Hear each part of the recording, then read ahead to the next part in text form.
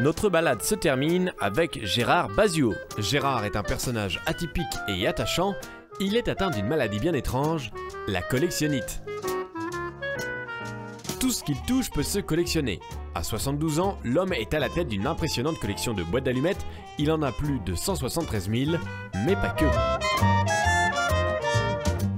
Gérard, je suis très embêté parce qu'on appelle comment un collectionneur de tout, en fait Un collectionneur de tout, c'est un grand malade.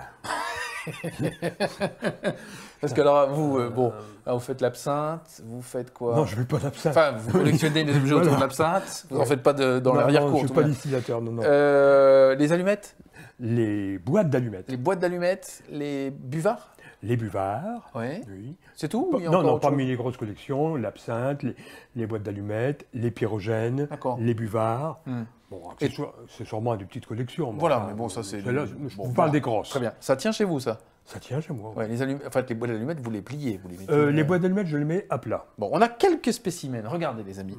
Ça, c'est extraordinaire. Alors ça, c'est une boîte d'allumettes un peu particulière, puisque c'est une boîte d'allumettes sur les joueurs de foot. Les joueurs de foot. 77, 78.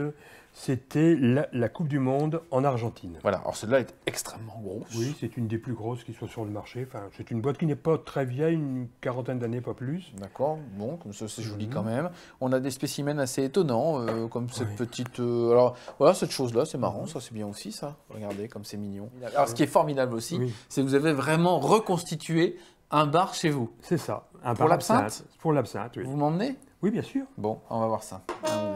What's so great about everyday people? Or the words to describe them like normal or stable? I like to call them quacks.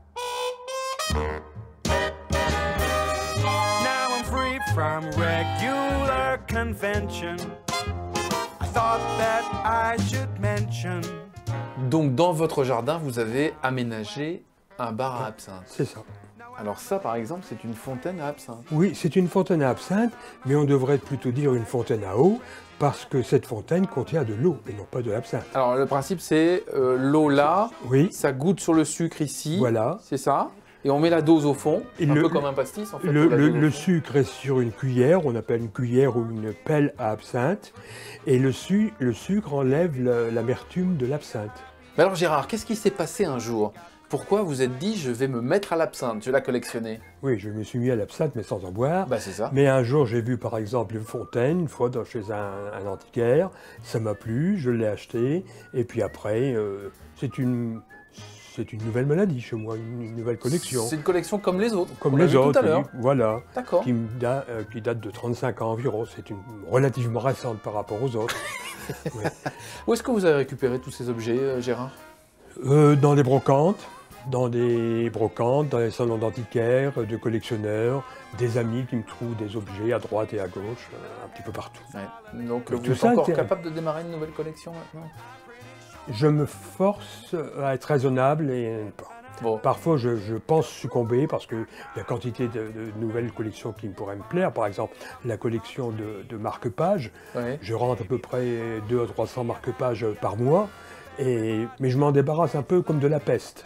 Parce que je sais que je pourrais tomber dans cette nouvelle collection et je ne veux pas. Oui, non, c'est déjà pas si comme mal. j'ai des collectionneurs qui font exclusivement, par exemple, les signés, les marque-pages, eh bien, je leur envoie tout de suite. Vous leur laissez, je m'en débarrasse. Et c'est tout à votre honneur. Bravo, Gérard. Oui.